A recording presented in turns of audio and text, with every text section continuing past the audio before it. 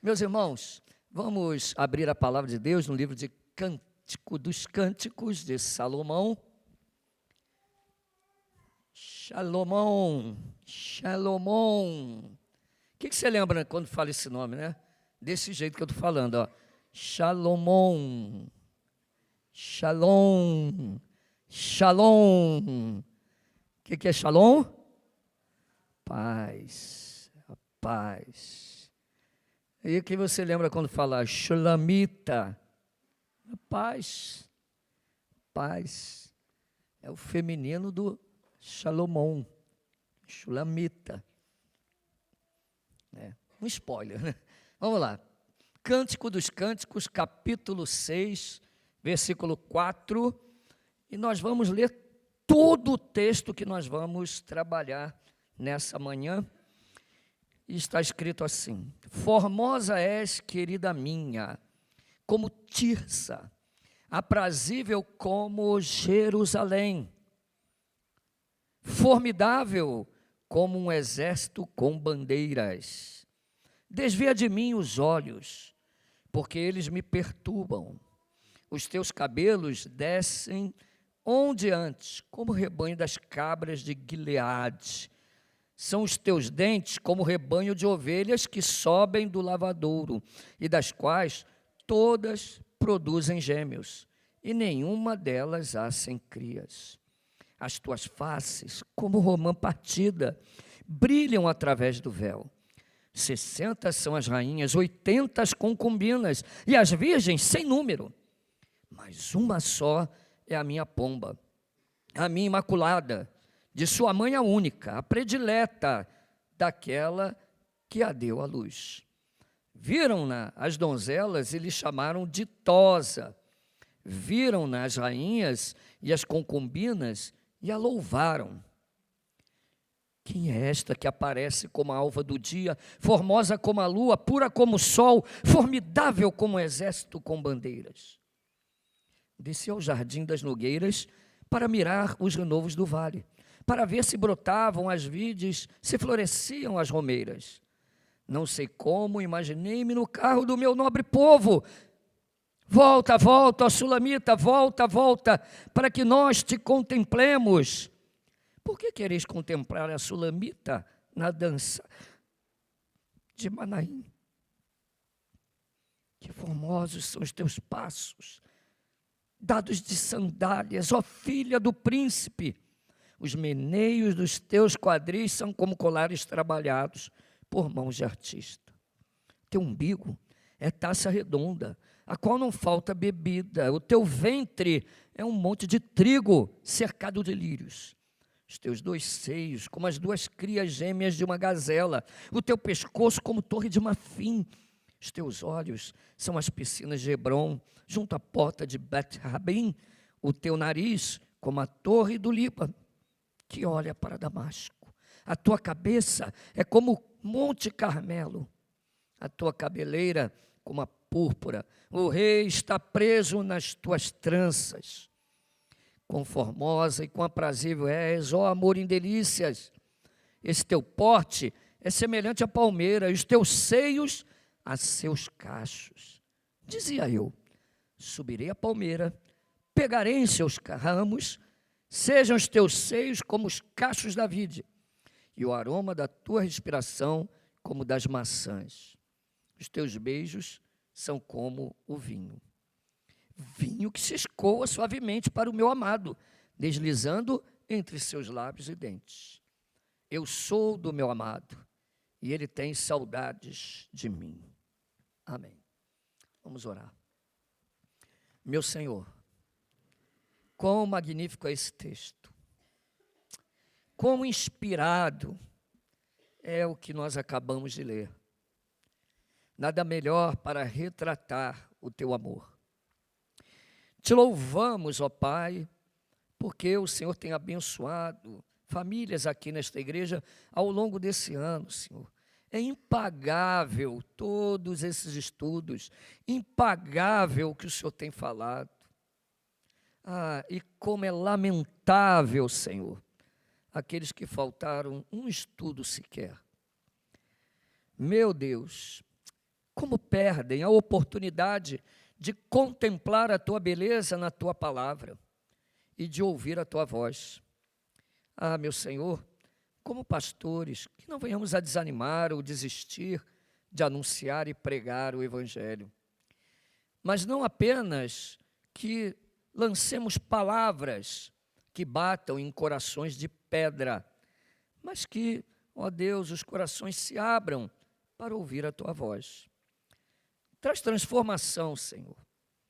Jovens que deveriam estar aqui estão dormindo em casa, outros preocupados consigo mesmo, com o seu dinheiro, com o seu futuro, que nem sabe se terão.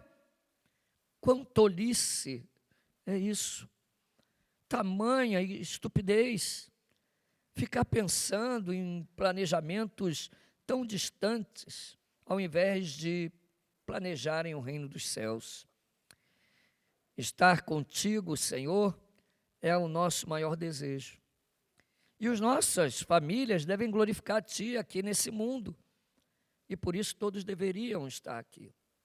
Mas ser benigno e gracioso para aqueles que estão. Alimenta-os com a Tua palavra.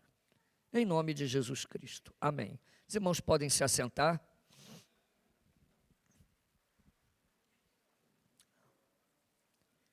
Vocês devem ter estranhado aqui, tá com esse negócio aqui na mão, esquisito aí, ó. Tá voando coisa para tudo quanto é lado aqui, ó.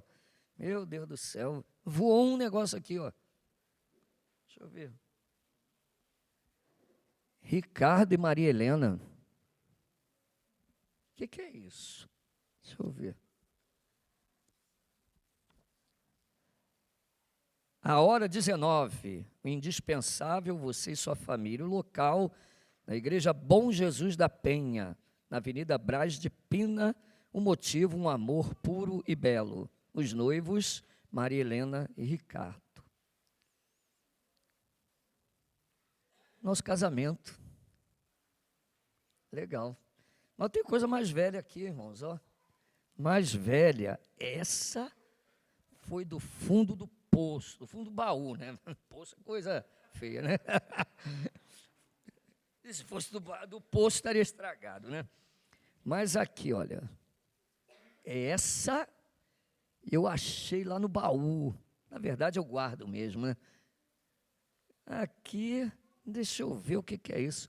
Segunda-feira, 7 horas, dia 5 de setembro de 1986. Sua baixinha, fofinha. Mas eu gostei de você. Aqui está meu telefone, 224300, ramal 375, Ortopedia e Fisioterapia, Sargento Ricardo. Ligue a partir das 13h30.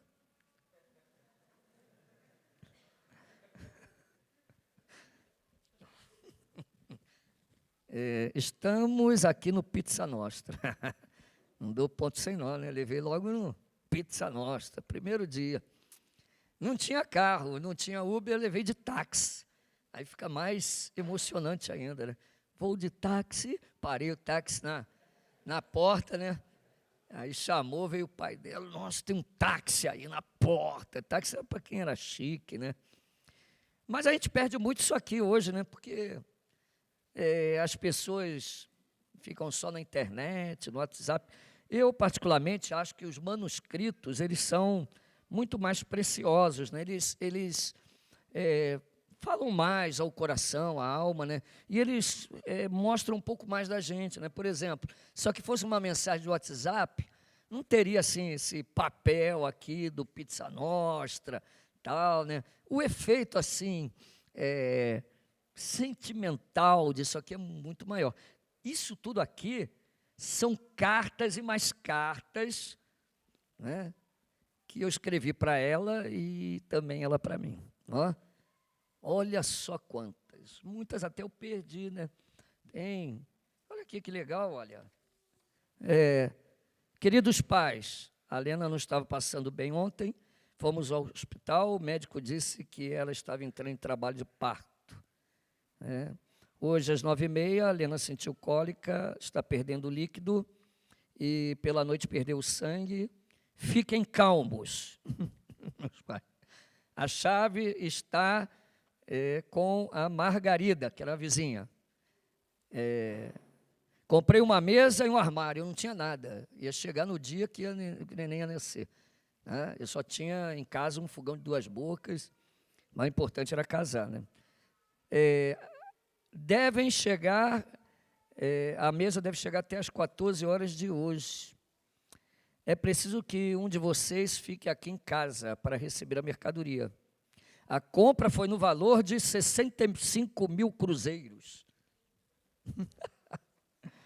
Eita, já dei 13 mil cruzeiros de entrada. O recibo da entrega está em cima da estante. E fiz o preparo todo dela, né, porque eu trabalhava no hospital, fiz a tricotomia, fiz tudo, né, e levei, ela já preparou. A bolsa estourou, ela, calma, vamos lá. Tal. Aí não tinha carro, chamei um vizinho, vamos levar ela. Tal. Não dava para ir com a bolsa estourando dentro do carro dos outros, né, então vamos fazer tudo aqui que tem que fazer, aí levei.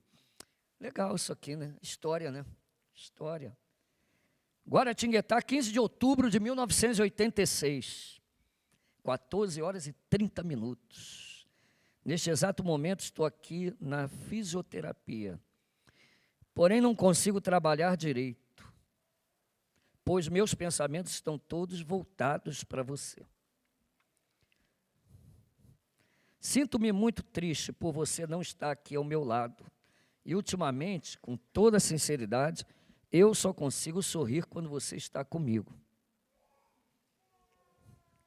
Meu pensamento está em você. Você me completa. É tudo o que eu sempre desejei. E aí continua a carta. Irmãos, eu vou dizer uma coisa. Eu continuo amando minha esposa como no princípio aqui. Você vai ver. Né? Isso aqui é para os meus filhos, quando eu falecer, né, minha esposa falecer, eles lerem a nossa história. Tem um cartãozinho aqui, quando a Carolina nasceu, eu dei um cartãozinho para ela, que eu não tinha, né, as coisas que tem hoje, né, então tudo no papel, carta, não tinha Telegram, WhatsApp, né, mas era mais gostoso, muito mais gostoso. E isso mostra que o amor ele não deve mudar, não deve mudar. Se você olhar as cartas até o fim, né, a Helena fazia até a historinha, irmão. Ela fica para morrer quando mostra essa historinha. É uma historinha em quadrinho dela.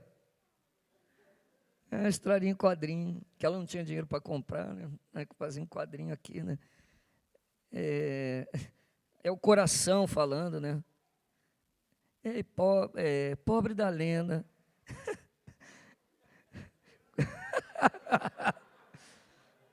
Tadinho, mas ela ainda está fazendo as coisinhas dela para esperar ele. Aqui eu no ônibus, né, vindo, né, ela na bicicleta, né, o dia do nosso encontro, ela fez a historinha aqui, né. Enfim, pode não parecer muito importante, né, para vocês, mas isso é muito importante para mim. Eu gostaria que vocês cultivassem isso. Como não tem hoje papel, né, é mensagem, guarda as mensagens, arquiva elas, sei lá, de alguma forma, né, para vocês não perderem. Isso é a história de vocês, do casamento de vocês, da vida de vocês, né. Tivemos brigas, mas a gente não escreve aqui a briga, não.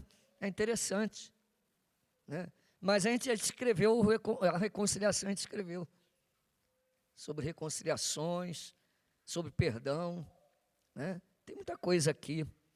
E hoje nós vamos falar um pouco, né, sobre a expansão do amor, que é o perdão. Quando o casal, ele, vamos assim dizer, atinge a plenitude da maturidade do relacionamento, ou seja, quando o amor ele se expande, há a expressão disso no perdão. Eles aprendem a perdoar um ao outro diariamente, né? A gente tem que entender que o casamento são 2 pecadores que dizem sim no altar. Eles estão dizendo sim, né? Mas são pecadores, então eles vão errar, eles vão pecar, eles vão falhar, mas nós temos que aprender a perdoar mutuamente.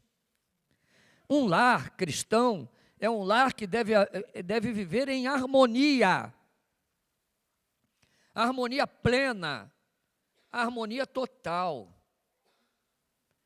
Tem casa que você entra que não parece nada com uma casa cristã. Pelo contrário, parece um hospício. Não há harmonia, não há paz. Se você perguntar aos cônjuges, um vai acusar o outro sempre. Mas é que, na verdade, ali não há perdão, não há reconciliação, não há amor, né? Então, as pessoas têm que rever um pouco o seu conceito de amor e de perdão e do que é cristianismo, para que possam viver realmente em harmonia. Então, nós vamos trabalhar esse assunto aqui hoje. E antes, eu quero ler um texto de 2 Coríntios 5, 21. Aquele que não conheceu o pecado, ele o fez pecado por nós, para que nele fôssemos feitos justiça de Deus. Eu quero iniciar com o exemplo de Cristo. Por que que casamentos acabam? Não conseguem viver como Cristo ensinou. É o egoísmo, o egocentrismo, o orgulho, tudo que estamos estudando aqui ao longo de todo o seminário da família e de toda a EBD sobre teologia bíblica da família. Infelizmente, eu não gostaria de falar para paredes. Eu queria que esse estudo todo, essa sequência, terminasse com casais restaurados, com casais com o vigor do amor renovados. Mas, infelizmente, já estamos em outubro e eu tenho visto pessoas com os mesmos problemas.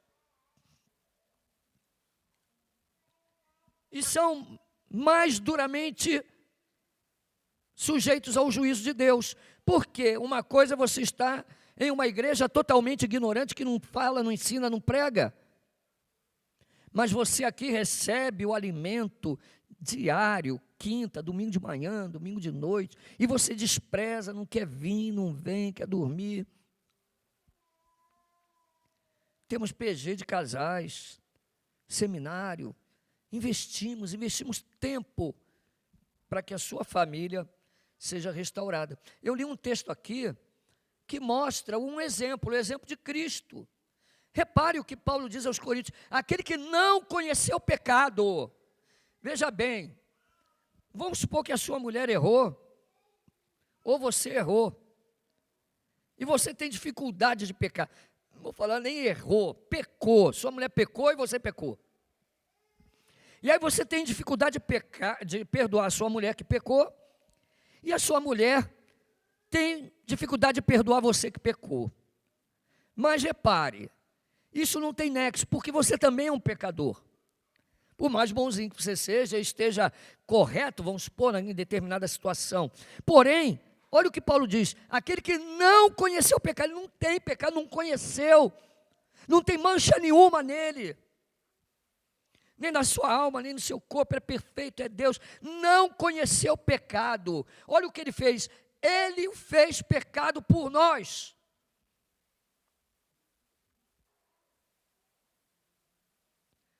Ou seja, ele nos perdoou, e a nossa ofensa contra ele é infinitamente maior do que a ofensa de qualquer um para com o seu cônjuge.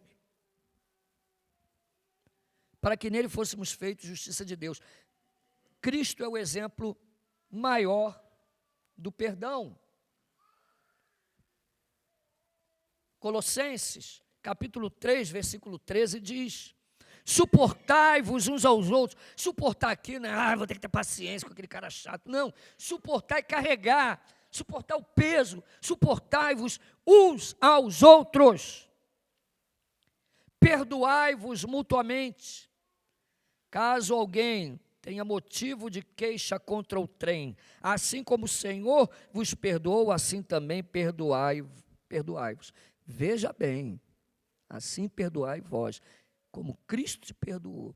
Então, o assunto aqui gira em torno do perdão. Veja bem, nós recebemos um perdão infinitamente maior. Helena, o perdão de Cristo por você foi infinitamente maior do que qualquer tipo de perdão que Ele possa exigir de você. Infinitamente maior. É muita arrogância a gente não querer perdoar, né? Sendo que Cristo nos perdoou. Eu deixo uma pergunta aqui. Qual a principal marca de um casamento saudável? Qual é? Esse casamento está indo bem, está indo bem. Os filhos? Sim, é uma marca também. Você achar a sua esposa bonita? Sim, tudo isso. Mas tem algo fundamental, perdão. Quando eles aprendem a se perdoar, a não relevar. Eu vejo casais brigando por tão pouco, tão pouco, tão pouco. Coisas mais ridículas que você imagina. Ridículas. Coisas tão ridículas. Chegam ao gabinete, chegam até o conhecimento pastoral de brigas assim que você olha assim, eu não imagino porque isso aqui deu uma briga.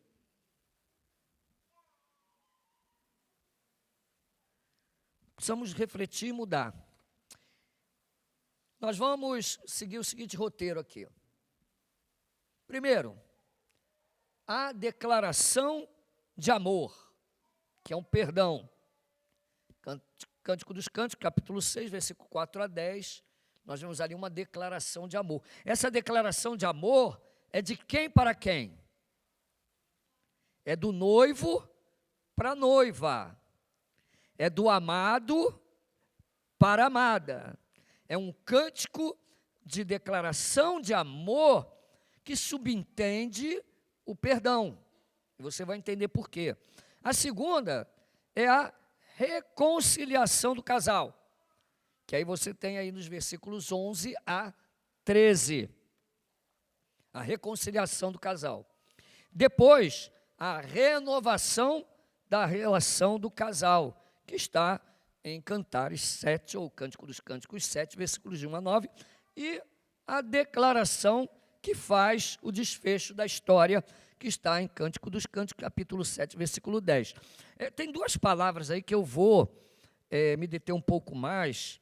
Uma, eu já até dei o spoiler e falei, né? Então, que é o nome Shalom, que é uma referência à paz. A raiz do nome Salomão, Shalom, é paz, tá? Que é a mesma raiz, tá? De Shalom, que é a mesma raiz de Shulamita, ou Sulamita, né? Aportuguesando, né? Então, é a mesma raiz, paz. Isso aí é interessante e relevante, porque só aqui, nesse texto que nós vamos ler, é que a Sulamita passa a ser chamada de Sulamita. Até então, a gente não conhecia o nome dela. Não, mas todo mundo sabe o que é Sulamita. Porque você já conhece a história, né? Porque até agora não tinha sido revelado, né, o seu nome, né? Que a gente não sabe se realmente ela se chamava Sulamita ou Salomão deu esse nome para ela, né? Você olhar aqui, ó, eu dei um nome para minha esposa também, né? Dimozinho, Dimores. Eu falo ela de Dimores sempre, Dimores. E é interessante, eu estou com 60 anos, ela tem 57, e lá em casa eu falo Dimores. Eu tenho que vigiar para não falar assim na igreja, né? Mas ela é meu Dimozinho, né? Então a gente, não sei qual o nome. João, qual o nome que você deu para a Pâmela? Baixinha? Caramba, mas ela é bem mais alta que a gente.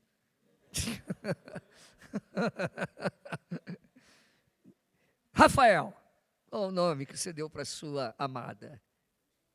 O jeito que você chama ela. Amor.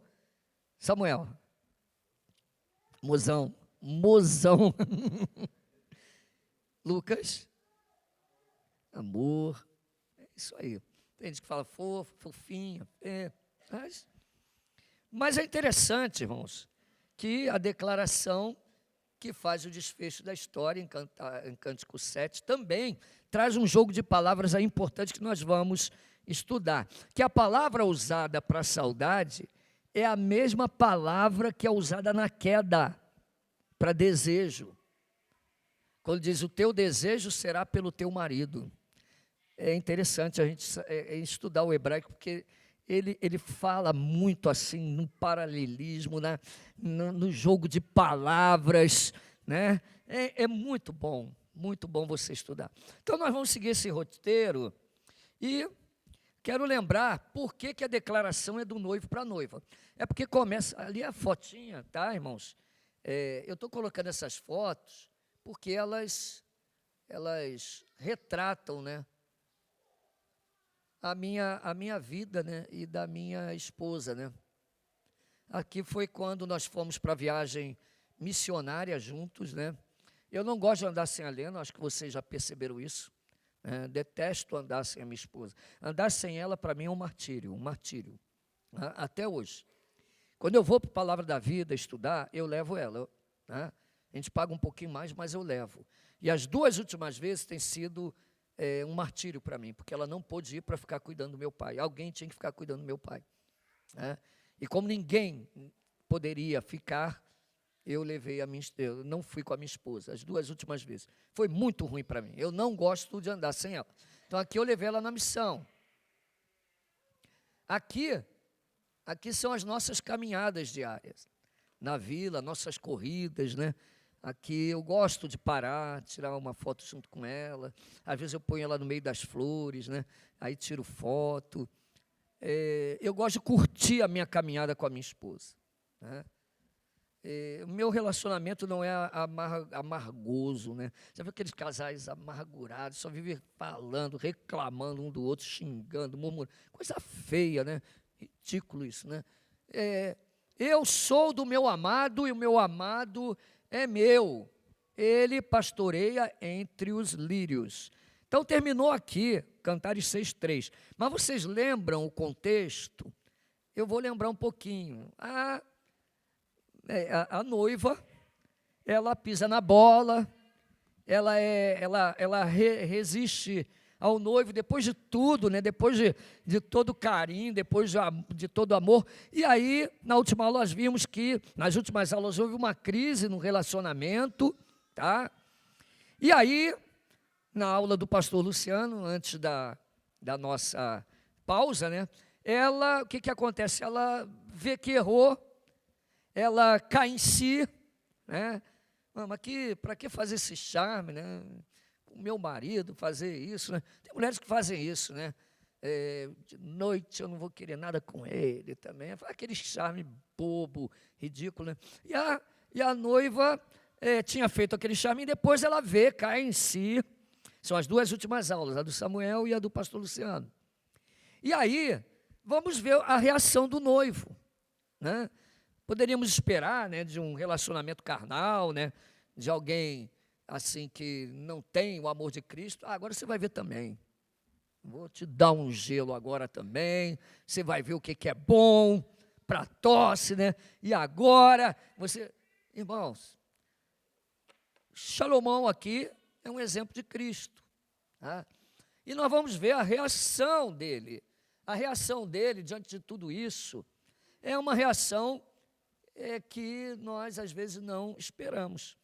Ele faz uma declaração de amor para a noiva, que subentende-se no perdão, no capítulo 6, versículos 4 a 10, e você vai acompanhar comigo.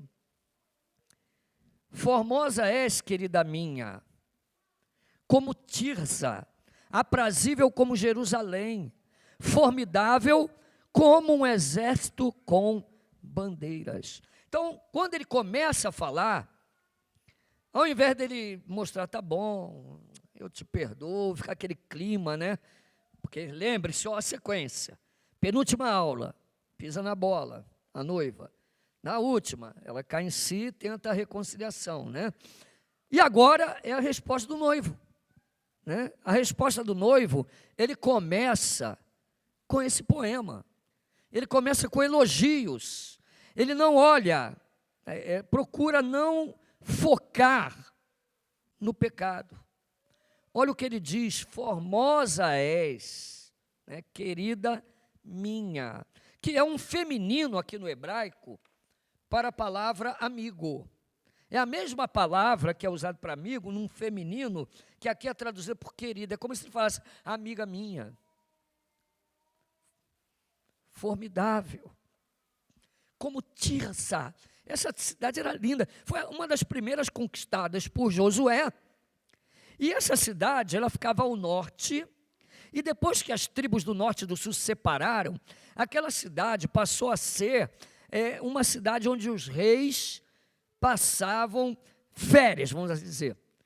Era uma cidade bonita, eles eram uma cidade de descanso, cidade de inverno, onde os reis passavam e descansavam ali. Então, Tirsa era uma cidade linda. E ele diz também que ela é aprazível como Jerusalém. E toda a Escritura diz da beleza, da paz, da coisa incomparável, do clima que existia em Jerusalém. Então ele está comparando ela com duas cidades magníficas, né, para mostrar para ela o quanto ele a amava e, obviamente, que acabou, ele botou uma pedra em cima, acabou aquilo que você fez, o pecado, acabou. Né? Ele começa elogiando. E aí ele parte, e antes dele prosseguir o elogio, versículo 5, ele diz, desvia de mim os olhos, porque eles me perturbam. Não quer que ela olhe para ele. Não, sabe o que é? Vamos imaginar a cena. Né?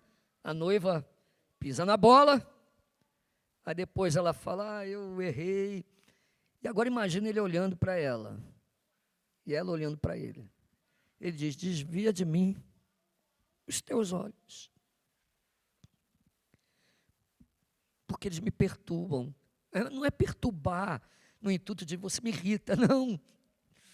É que eu não vou conseguir falar o resto, porque eu não vou resistir aos teus olhos.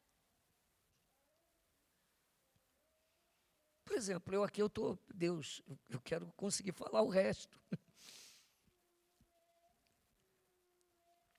E é isso que ele está dizendo aqui, olha, eu quero continuar. Repare que ele sempre fala dos olhos da sulamita, né? Porque os olhos, eles aqui são usados como uma figura de linguagem para retratar a pureza. Jesus, ele disse, sede manso como as pombas. Lembra que ele disse, teus olhos são uma pomba.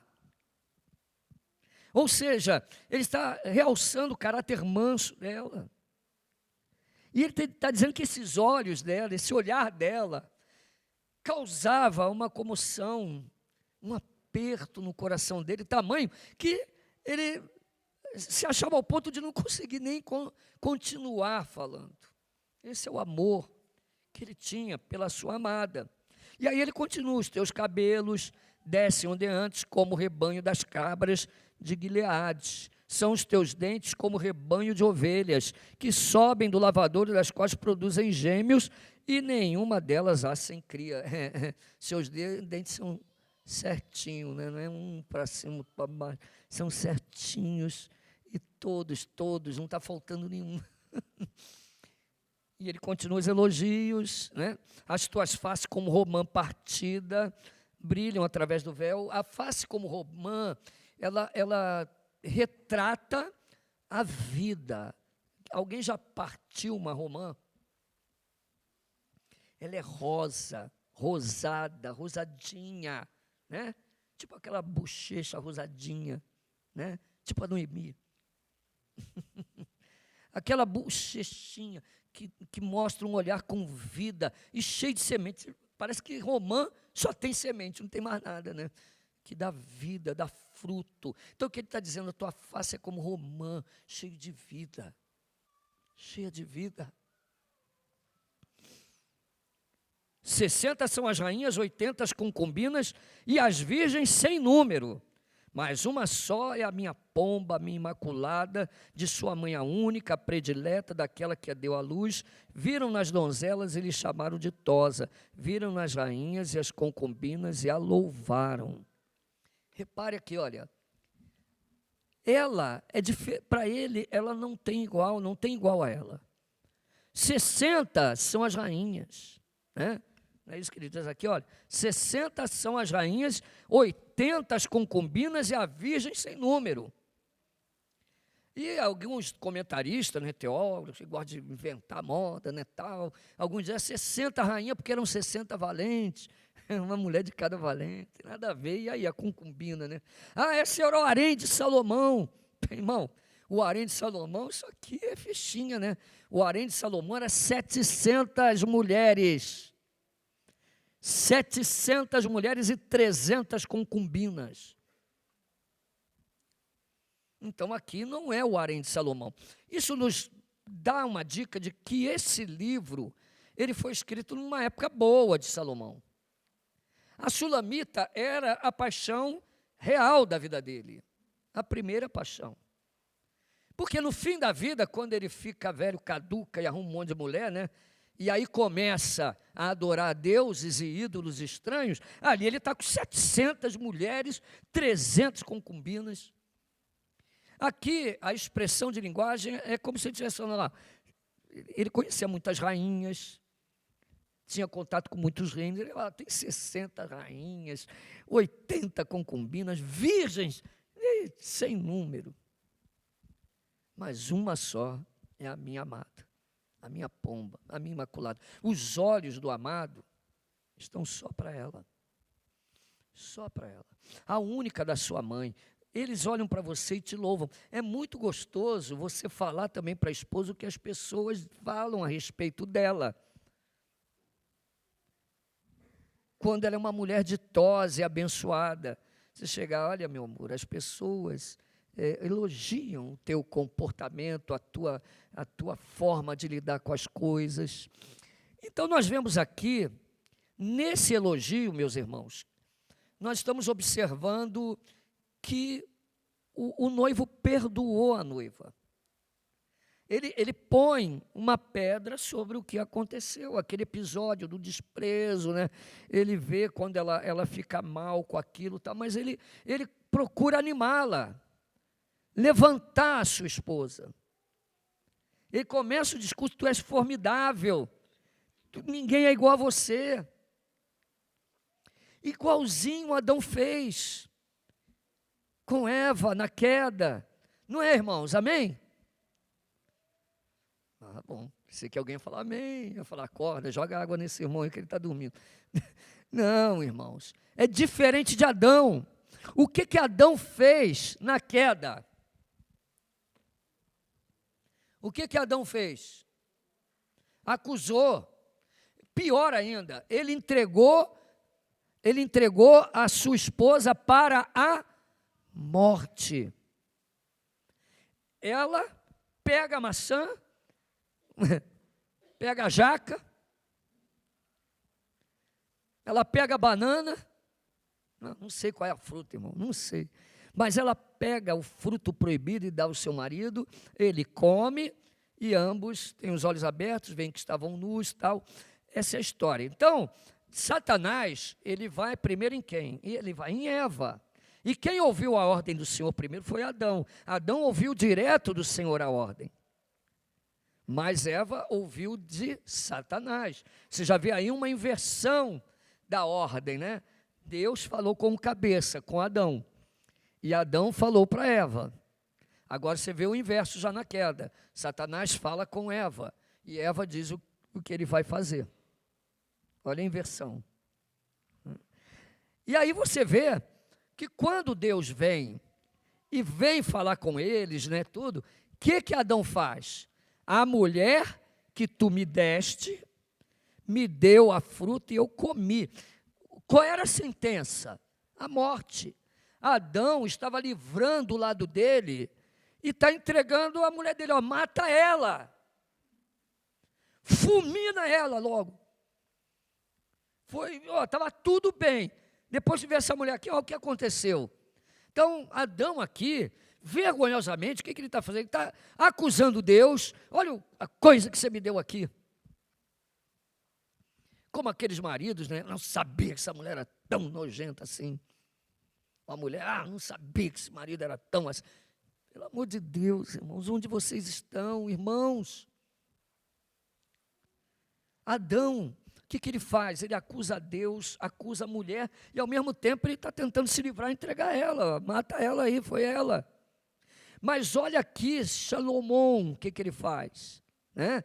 Diante de tudo que aconteceu, ele não diz, olha, agora eu não quero mais você, eu tenho mulher de sobra aí, eu sou o rei, se eu quiser. Não, mas ele diz, olha, tu és formidável,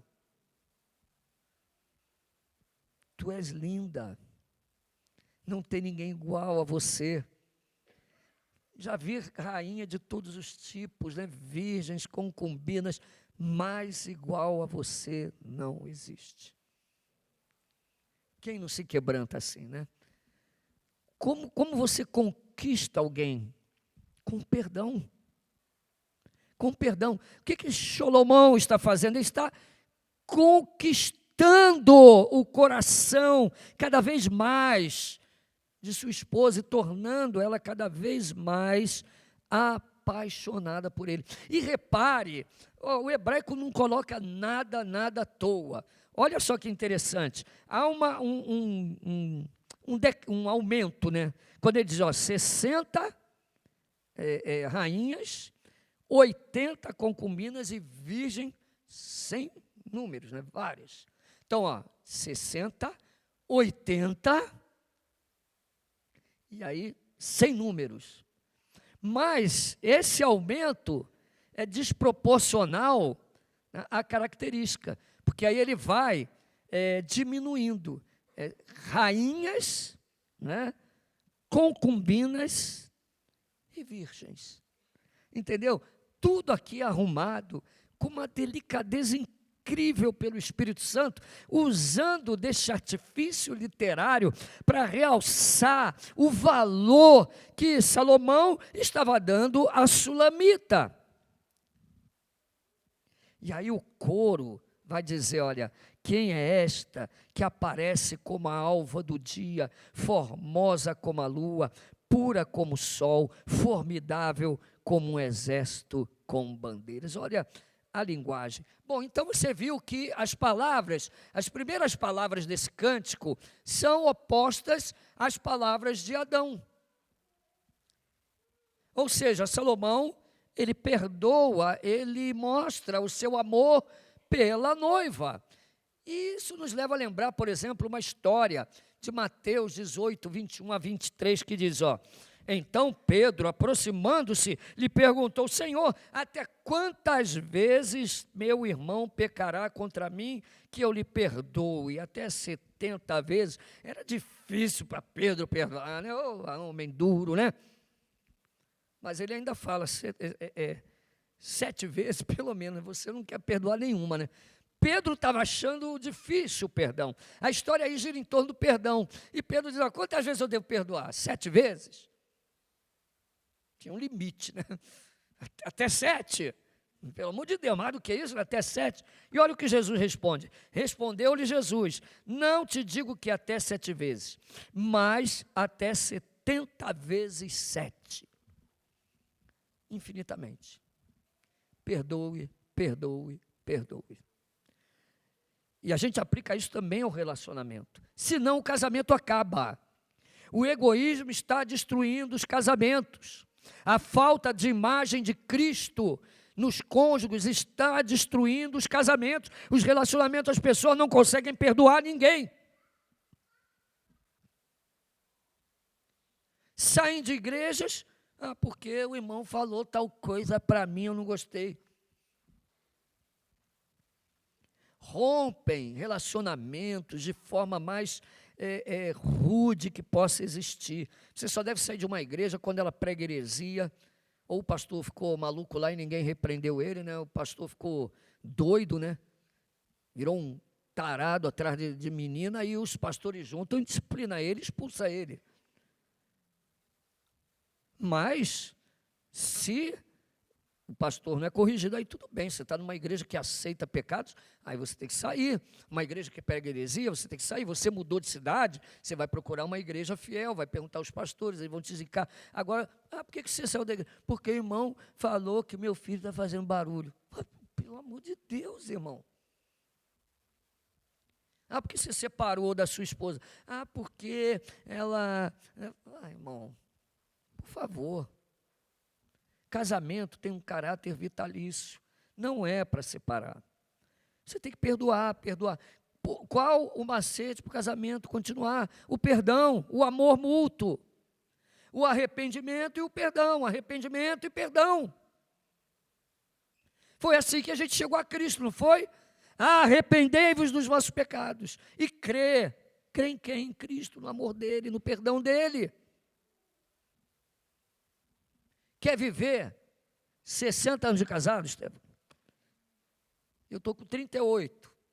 Quer viver casada toda a vida, até que a morte se separe? Perdoe.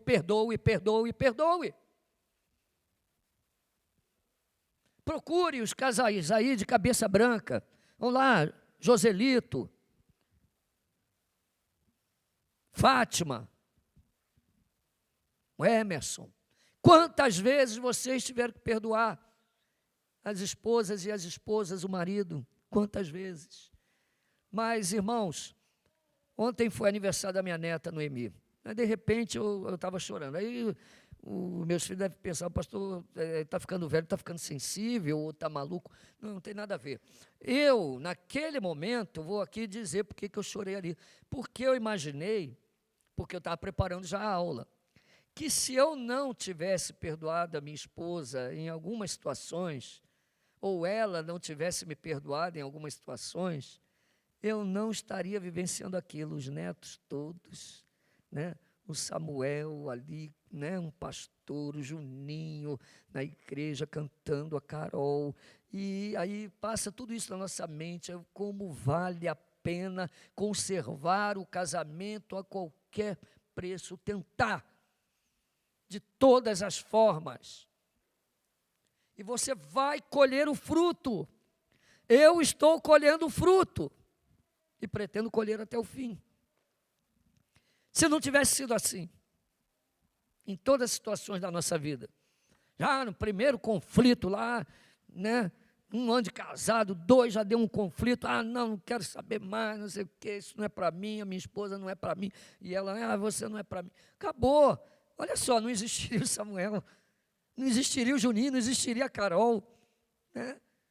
E as outras gerações, Daniel, Miguel, Heleninha, Rafael, Noemi, as crianças lindas não estariam aqui, e eu não estaria aqui no púlpito, pregando. Por que você insiste em endurecer o seu coração e não perdoar? Cristo é o maior exemplo. Olha o que ele disse. Ele diz para Pedro, não é 7, é 70 vezes. Quantas vezes Helena, a outra Helena lá, está cheia de Helena agora, né? A Helena do Vale. Quantas vezes você perdoou o seu marido? Com a bebida, e tudo que ele fazia, você perdoou, manteve o seu casamento, e ele terminou a vida dele apaixonado pela sua esposa, pelo perdão, pelo amor.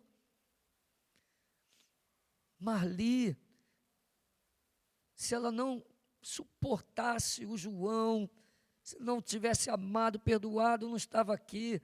Essas crianças aqui na igreja, os netos dela, o Joãozinho e todo mundo, e a Elisa, a Tatiana e todos eles, porque uma mulher ousou ser corajosa o suficiente para imitar Cristo e perdoar e tentar erguer o seu marido da queda. Não foi isso, Marli? E é até hoje. E vai ser até o fim. Assim, olha, os casamentos estão todo mundo separando, lógico. Ninguém se importa como Cristo. Então, Cristo diz 70 vezes 7. Só que aí ele conta uma história lá. Por isso, o reino dos céus é semelhante a um rei que resolveu ajustar conta com os seus servos. Aí eu botei reticência, que eu só vou mencionar a história. Vocês sabem essa história, né? Que o rei foi lá ajustar conta, aí chamou um, chamou outro, aí o outro estava devendo. Estava devendo, vou dar aqui vou chutar. Ele devia R$1.000. Aí o rei, olha, vou ter que prender você não tem como pagar. Então, ai, pelo amor de Deus, os meus filhos, a minha casa. E o rei olhou ele com compaixão e falou assim, olha, tá bom, eu te perdoo. Só que aquele empregado, ele tinha outros empregados debaixo dele. E aí ele chega para o outro e diz, ó, paga a dívida. Qual era a dívida? R$10. Aí o empregado, cheio de filho em casa, fala, ai, eu não tenho como pagar. O quê? Pá, bem, arrebenta de pancada, prende ele na cadeia, sem vergonha, não quer pagar meu dinheiro. Aí a história chega lá no rei. Ó, rei, sabe o que aconteceu? Sabe aquele teu empregado que devia um dinheirão aí para você e você perdoou? Ele está batendo lá no outro empregado lá por causa de R$10. Aí o rei, o quê? Que homem rude, que homem mau. Ele não aprendeu o meu exemplo, ele não aprendeu comigo, ele não aprendeu nada. Chama aquele homem aqui. Eu perdoei você de uma dívida muito maior e você não pode perdoar o teu conservo por causa de uma dívida tão pequena. Aí ele, carrascos, peguem esse homem, lance ele nas trevas. Ele não vai sair nunca mais de lá. Lá haverá choro e ranger de dentes. E aí Jesus encerra dizendo, assim é aquele que não perdoa o seu irmão. Você foi muito mais perdoado por Cristo. E eu trago perdão em todas as esferas, mas hoje especialmente ao casamento, que é um símbolo da expansão e do amadurecimento do amor. Quanto mais a gente vai ficando mais maduro, irmão, é muito gostoso. A gente não vai ligando muito para coisa pequena, não. No começo a gente ainda dá umas tretas, né? Aquelas tretinhas, né? Quem tem menos de 3 anos de casado aqui? Aí vocês vão dar umas tretas lá, né, Pedro? Aquela treta lá de vez em quando. Mas quando você tiver, que nem eu, assim, com 38 anos, você vai até rir daquelas tretas. Você vai, nossa, como é que pode? A gente é tão imaturo, a gente brigava à toa, rapaz. Olha só. Assim é Cristo, Ele nos perdoou. E Ele repete os mesmos elogios feitos nas núpcias. Se a gente conferir agora, vai ficar muito extensa a aula. Ou seja, Ele fala dos dentes de novo, Ele fala da face, Ele fala dos olhos, tudo de novo. Mas por quê? Qual o sentido disso? O que Ele quer dizer quando Ele repete o elogio? Hein? Vamos lá? Pedro, você lembra o que você falou para a Jéssica quando conheceu ela? Eu lembro das coisas que eu falava para minha esposa. O meu amor por ela e tudo. Mas eu repito essas coisas. Você repete isso? O que ele quer dizer? Você é a mesma. Meu amor continua. É lógico, se você olhar a foto da esposa, ela não é mais uma jovenzinha, mas aos olhos do amado, ela é a mesma. Amor, você tem que entender que você é a mesma. Você é a mesma. Seus olhinhos são o mesmo para mim. Você não vê, às vezes eu meditando no meu quarto, estudando, e dói meu coração quando eu tenho que ficar até de madrugada e você ficar ali à cama, esperando eu voltar, né? E você não vê, eu vou às vezes umas 3, 4 vezes no quarto, olho para você ali dormindo. Que bom que você está ali, eu digo. Que bom, Leandro, que você existe. Que bom que você é minha esposa. Que bom poder te amar. Você é a mesma. Eu falar muito dos olhinhos dela, seus olhinhos, seus olhinhos, seus olhinhos, seus olhinhos, seus olhinhos. O dia que for morrer, né, não sei, a gente se converteu junto, a gente cresceu junto, a gente foi batizado junto no mesmo dia. Aí outro dia ela, ai amor, A gente podia morrer junto. Falei, só se o carro bater, a gente morrer agora junto. E alguém deve ir primeiro, né? Vai ser muito triste, né? Muito triste. Né? Para a pessoa assim na cama. Aí ela, os seus olhinhos.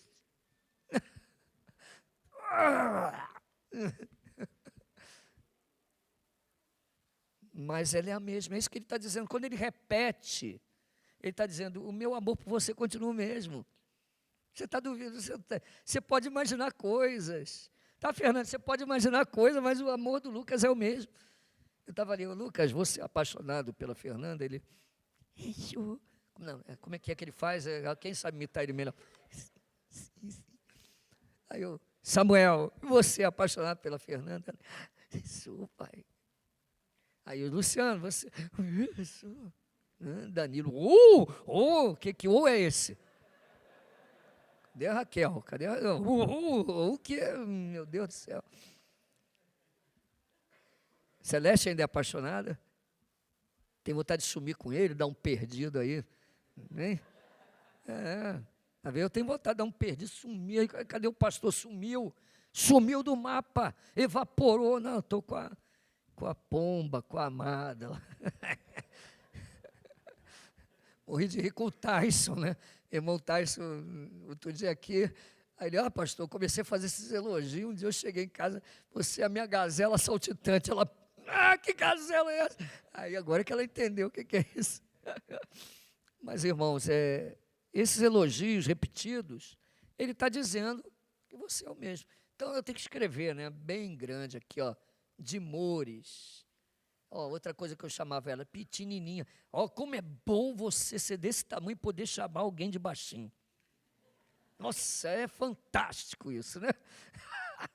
Pequenininha, amorzinho, você é a mesma pessoa que escolhi para sempre. Você é a mesma, amor. Você sabe disso? Tem certeza?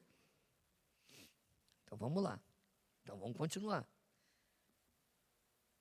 Depois do culto, ninguém apareça lá em casa hoje, nem marque aconselhamentos e os filhos sumam da minha frente.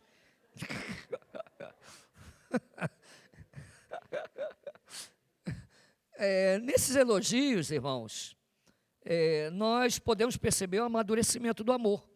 Por quê? Porque o sexo não é o foco do casamento, mas uma celebração e símbolo do seu propósito. Repare que no primeiro elogio, na noite de núpcias, né, ele falou um pouco dos seios, né, dos lábios, né, deslizando, né, nos lábios. Né. Mas agora, ele não fala muito disso. Ele repete os elogios, mas não concentra nisso. Por quê? Porque o sexo, ele sela o casamento, nas núpcias, mas no decorrer do casamento, ele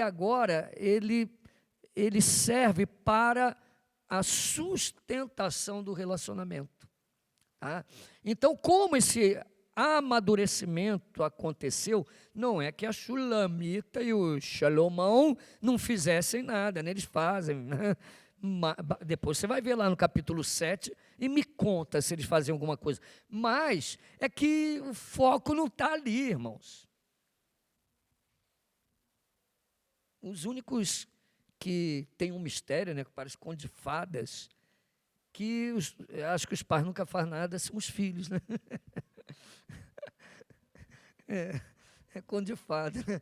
Mas ali está. Então, David Merck diz essa frase, né? O sexo não é o foco do casamento, mas a celebração e o símbolo do seu propósito de estar juntos. Então, o relacionamento sexual ele continua, mas agora como um selo do propósito desse casamento, de estarem juntos, de ser uma só carne, uma expressão do amor, né?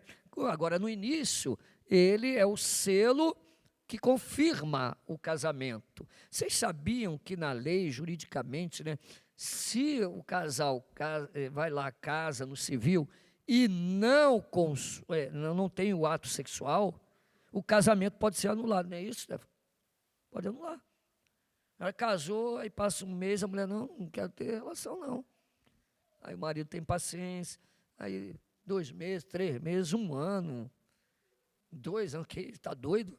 Não, vai lá e anula o casamento. O casamento é anulado, torna-se sem efeito. Não pode. Até aqui, tudo certinho, irmãos, amém? E aí, sim, vem a reconciliação do casal. Aí eles chamam, vamos passear. Olha essa água transparente ali, Danilo, olha. Transparente, Arraial do Cabo, isso aí é um paraíso, né? E tudo a ver, né? Vamos passear. Mas quando a gente não vai para lá, a gente passeia na aeronáutica ali, passeia na cidade, passeia no shopping, né? Mas aqui tem um simbolismo muito forte, no capítulo 6, versículo 11 a 13. Vamos lá? Acompanhem comigo aqui a leitura. Desci ao jardim das nogueiras para mirar os renovos do vale, para ver se brotam as vides, se floresciam as romeiras. Não sei como, imaginei-me no carro do meu nobre povo. Volta, volta, ó Sulamita, volta, volta, para que nós te contemplemos. Por que queres contemplar a Sulamita na dança de Manaim? Repare aqui, ela vai descer aonde? Ao jardim. A figura do jardim com flores é a primavera, tá? E o que tem na primavera? É o renovo, não é isso? O que aconteceu no outono? Caiu as folhas. No verão, ficou tudo sequinho. No inverno, né? Tudo sequinho. Aí vem a primavera, aí brota as flores, é o renovo. Então, isso aqui é o símbolo do renovo, ela deseja o renovo. Ela aceita o elogio do marido, ela fica feliz com o elogio, ela sente alegria com o perdão e ela convida ele para passear. Passear onde? No jardim. Lembre-se que isso é uma poesia. Então ela está falando do renovo. O renovo do seu casamento, o renovo do seu relacionamento. Vamos desfrutar disso juntos. E aí vem o coro, né? Primeiro ela diz, não sei como, imaginei no carro do meu nobre povo. A figura aqui é que Salomão põe ela no carro de novo. No carro do meu nobre povo. Agora é o povo dela, é o povo de Salomão. E para surpresa dela, ela se vê dentro daquele carro. Salomão põe ela lá de novo e ela é carregada. E o coro clama, volta Sulamita, volta. Vem para o teu lugar, aqui é o teu lugar. Para surpresa dela, está tendo uma recepção, uma alegria. Ela não é digna disso, mas é uma alegria. Por isso ela diz, por que quereis contemplar a Sulamita na dança de Manaim? O que é a dança de Manaim, ou Manaim, na Bíblia? É um encontro de 2 exércitos. É o acampamento, quando o homem de Deus chega, ele vê o exército de anjos, o exército de Israel. Manaim, 2 exércitos, celeste e o exército terrestre. Lá em Manaim, né? Encontro de exército, acampamento de exército. Repare, tinha um povo aguardando ela, e ela estava sendo levada para lá. Só que ela diz, por que vocês contemplam a Sulamita na dança de Manaim? É como se ela falasse, o que vocês veem em mim? O que vocês estão vendo em mim? Por que há essa alegria toda?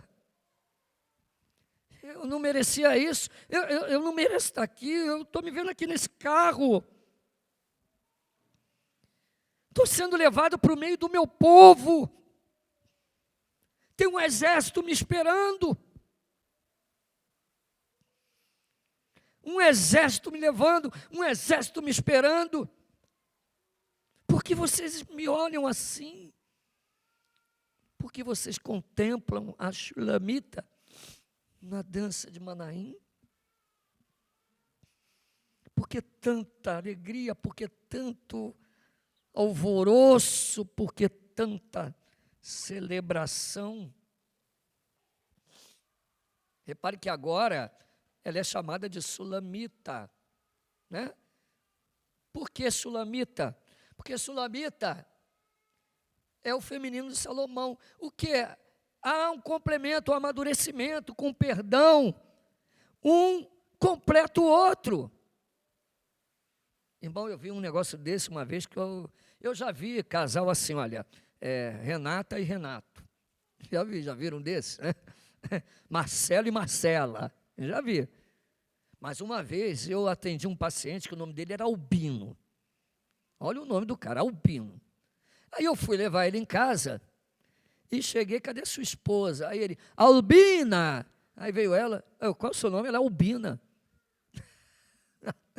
Era o Albino e a Albina. Eu falei, eu não acredito nisso, rapaz. Mas aqui você vê que a raiz dos dois nomes é a paz. Uma harmonia completa entre os dois. Ela deseja o renovo, ela é buscada, vem os carros, o coro canta ali, ó, Sulamita, volta, volta, venha.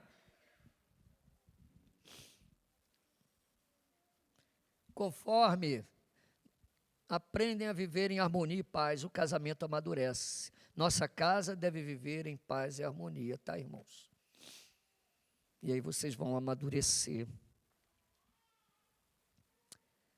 Então, está ali no encontro de Manaim e a renovação. Essa foto aqui é das minhas bodas de prata. Como foi um dia especial. Um dia especial. Eu aguardando ali com a minha noiva, né, para celebrar 25 anos, enfeitamos a igreja toda com fitas prateadas, né, cobrimos as cadeiras com aquela capa cor de prata, né, e ali eu estou entrando, eu me lembrei no dia que eu entrei, só que olha que coisa gostosa, entrou os dois filhos homens, né, o Ricardo Júnior, o Samuel, depois entra a filha mulher aí com a aliança, né, as flores, né, celebrando. Meus pais entraram primeiro, né, como testemunha do nosso casamento, do casamento que perdurou 25 anos. Colocamos uma nova aliança, renovamos o voto, né? E eu estimulo você, Danilo, e todos os outros pastores e todos vocês que estão aqui, não fizeram bodas, façam. Se já passou o 25, faz a de 50. Faz, comemora, Valerildo, porque isso é uma alegria. Você já imaginou Joãozinho, que era para estar morto, entrando aqui, olha, já um homem feito, um rapaz, e a Luísa trazendo, né, a aliança do casamento de vocês, o Natão, um homem formado, né, trazendo a aliança de bodas de prata. Só quem persevera em harmonia e paz terá esse prazer. Não é quem não peca, mas é quem perdoa, quem permanece, quem persevera em harmonia e paz, tendo Cristo como exemplo do casamento da união, vai desfrutar disso. E agora, se Deus quiser, e conservar a gente, não voltar antes, eu entrarei aqui com a minha esposa uns 50 anos, né, se Deus assim permitir. E aí já vai ser uma tropa, né? Pensou, o Miguel, um rapaz, você imaginou como vai ser o Miguel, um rapaz crente, entrando aqui, o Daniel, né? Um rapaz assim de terno, gravata, o Rafael, a Heleninha com aquele vestido bonito, a Noemi, e também as outras que virão, os outros que virão, todos os 20 netos entrando na igreja com alegria, já pensou? E quem sabe filho do neto também, bisneto. Misericórdia, que coisa linda, irmãos. É a renovação. Irmão, vale a pena perdoar, vale a pena perseverar, para você ter esse privilégio. Mas o livro de Cantares, ele não fala só do marido e da mulher, né? Ele quer fazer uma analogia com algo também. Cristo, o noivo, que nos perdoou, que nos amou, que nos protegeu, que deu a vida por nós. Um dia ele vai falar assim, vai buscar a Shulamita. Põe ela dentro do carro, do seu nobre povo, a igreja. Na dança de Manaim, o exército do Senhor, a igreja, se encontra com o exército dos anjos.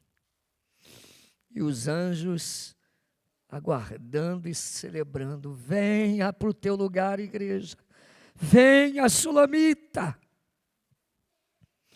olha como é linda, olha como é bela, os seres celestiais olhando para ela e dizendo, tu és formosa, e o rei todo alegre aguardando, e a Shulamita, mas por que vocês estão assim? Eu não merecia estar aqui. Eu não tenho nada em mim mesma. Porque aquele que experimenta o perdão de Cristo sabe que não é digno disso, sabe que não é digno desse perdão. Enquanto a Shulamita diz, por que vocês me contemplam na dança de Manaim, nesse encontro de exércitos, porque vocês estão me olhando.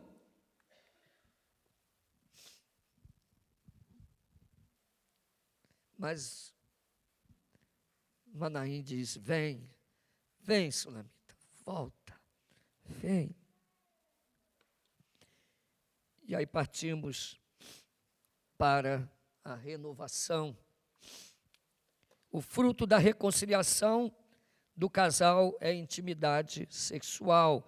Desta vez a descrição vai usar agora termos mais fortes. Veja bem, quando é a núpcias, ele está mais milindrado para falar. No perdão, ele não focaliza isso, o mais importante não é o sexo. Mas agora na reconciliação, o ápice é a união, é juntar os corpos, que simboliza o ser uma só carne, estar junto para sempre. Então, Cantares 7:10 mostra como Salomão encara esse relacionamento. Ele diz o seguinte, versículo 1 até o versículo 6, que formosos são os teus passos, dados de sandália, ó filha do príncipe. Os meneios dos teus quadris são como colares trabalhados por mãos de artistas. O teu umbigo é taça redonda, que não falta bebida. Repare, olha, ele já está falando de uma coisa mais forte, sem usar de linguagem vulgar, né? Mas você está entendendo o que ele está dizendo? O teu umbigo é como uma taça redonda e não falta bebida nele. Ou seja, a taça é para você beber, né? O teu ventre é monte de trigo, cercado de lírios. Então ele desce, agora ele sobe, os teus dois seios, como duas crias gêmeas de uma gazela. O teu pescoço fala muito do caráter, tá? Quando Deus fala assim, homens de duro pescoço, de dura cerviz, é que não se dobra, né? Então é o caráter. O teu pescoço é como torre de Marfim, teus olhos como a piscina de Esbom, junto à porta de Bat-Rabim, o teu nariz como a torre do Líbano que olha para Damasco, a tua cabeça é como o Monte Carmelo, a tua cabeleira como a púrpura, um rei está preso nas tuas tranças. Quão formosa e quão aprazíveis és, ó amor em delícias. Então ele está aqui partindo para a união física. Então o perdão, ele é selado com a união física. Irmãos, uma coisa eu aprendi, conversa fiada, negócio de dorme lá no sofá. Olha, isso é ridículo, tá? Isso é coisa de ímpio. Eu e minha esposa nunca dormimos separados, nunca. Quando você faz isso, você cria uma barreira, um muro. O que culminou no perdão? O relacionamento, tá? O perdão culmina com o relacionamento. Depois, o desejo dele é renovado. versículos 7 a 9. Esse teu porte é semelhante à palmeira. Pegarei em teus ramos, sejam os teus seios como o cacho da vide. Olha o que ele está dizendo, olha, eu vou subir na parreira, teus seios é como o cacho da vide, eu vou pegar o cacho. Então ele está consumando aqui. Dizia eu, subirei a palmeira, pegarei o ramo, seja os teus seios como o cacho da vide, o aroma da tua respiração como o da maçã. Os teus beijos são como bom vinho. Ó, teu beijo é como vinho. O vinho é símbolo de alegria. Teu beijo é como vinho. Aí nesse ponto, há uma parada abrupta, porque ele está falando um monte de declaração. Pegarei nos cachos, tua respiração, teu olho como maçã, né, é como vinho. Aí ela fala, ela interrompe e fala, ó. Porque ele diz assim, o teu beijo é como bom vinho. Aí ela diz, vinho que se escoa suavemente para o meu amado, deslizando entre seus lábios e os seus dentes. Ele diz, ó, repare, ele está falando, o teu beijo, o beijo da noiva, é como um bom vinho. Aí ele interrompe, sim, é um vinho para você, é um vinho como que desliza entre meus dentes e meus lábios. Glória a Deus.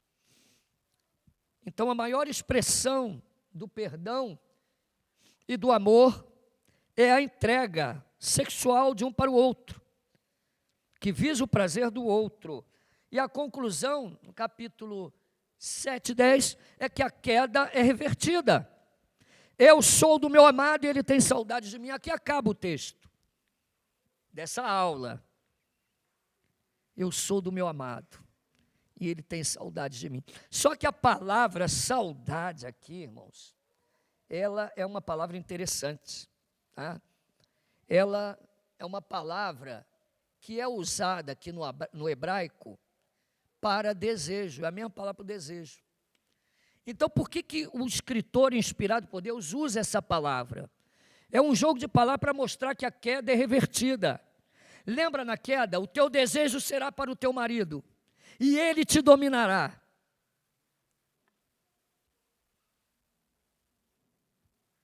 Ou seja, na lei de Talião, né?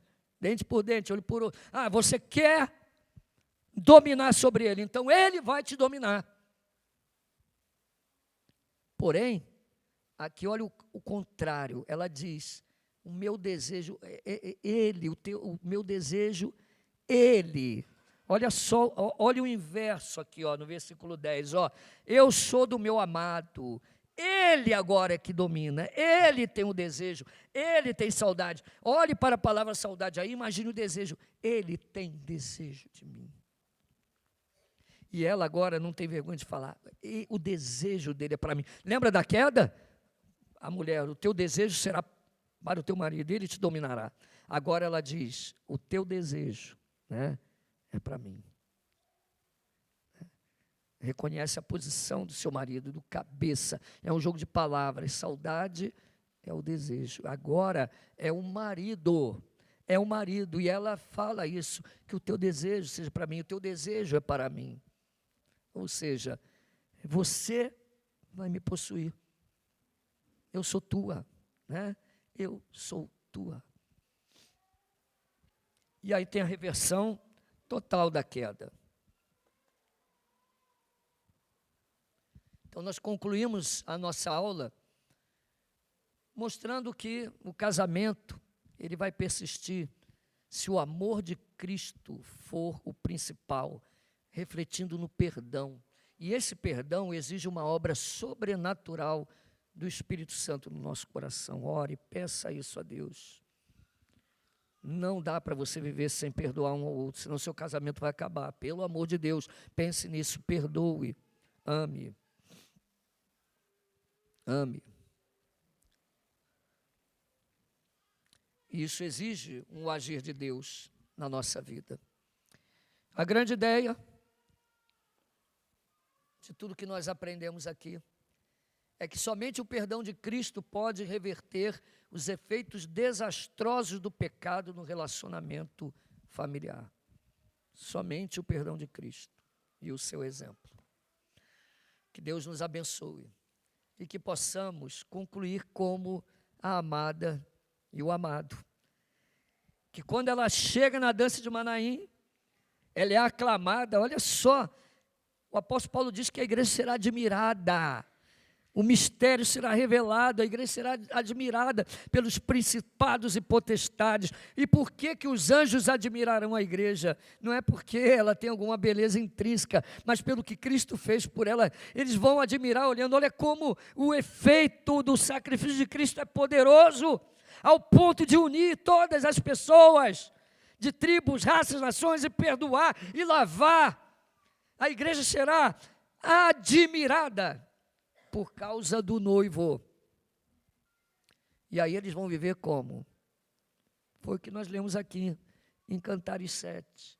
Eles selam com o ato sexual para mostrar que estão plenamente unidos. Então, trazendo para a nossa vida, estaremos para sempre com Cristo, para sempre com o Senhor. Uma união completa, plena e perfeita. Amém? Que Deus nos abençoe, que Deus abençoe minha princesa, minha esposa, de verdade, que eu amo muito. Que Deus abençoe meus filhos, meus netos, meu genro, minhas noras, todas as famílias desta igreja, e todos vocês que vieram aqui hoje. E quem não veio, deixou de ser abençoado. Amém?